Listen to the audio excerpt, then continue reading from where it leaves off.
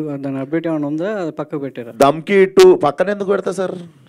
పైసలు వచ్చే పనులు చేయాలి మనం, అట్లనే సార్ ఫలక్నామా ఇచ్చి దమ్కి వెళ్దామని ఆయన సార్. అంటే విశ్వ గారు, అంటే గతంలో మీరు బేబీ సినిమాను వదులుకున్నారు కదా, అంటే ఆ సినిమా కూడా కొద్దిగా కల్ట్ సినిమా. అంటే మీరు చేయనని అంటే చేసి అప్పుడు చెప్పారు కదా, మాట్లాడారు కదా. అవును.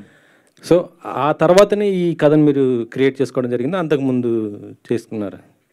అసలు సంబంధం లేని టాపిక్ దానికి నాకు వచ్చిన ఐడియా నేను తీసుకుంటున్న సినిమా, ఆ సినిమాకి మీరు ఎందుకు లింక్ పెట్టి అడుగుతున్నారో నాకు తెలియదు, కానీ దానికి సంబంధం లేదు, అసలు దేనికి సంబంధం లేదు. నేను ఇది అంటే బేబీ అనేది కల్ట్ మూవీ, దాంట్లో కూడా డ్రగ్స్ పైన కొంత చూపించడం జరిగింది, అది అందుకని నేను అడిగాను. అది కూడా కల్టే సార్. సార్ దీంట్లో డ్రగ్స్ అంటున్నారు, వైలెన్స్ ఎక్కువ ఉంటుందా, ఫ్యామిలీ చూడొచ్చా? సి మేడం, వైలెన్స్ పక్కన పెడితే మనం నార్మలైజ్ చేయాల్సిన థింగ్స్ కొన్ని ఉన్నాయి. అంటే మనం చూసే పర్స్పెక్టివ్ మారడానికి కొన్ని విషయాలు ఉన్నాయి. నేను అదే అంటున్నా, ఇది కాకుండా ఇంకో లేయర్ ఉంది సినిమాకి, అది when you come you will watch it, definitely అందరు చూడగలిగే సినిమానే ఉంటుంది.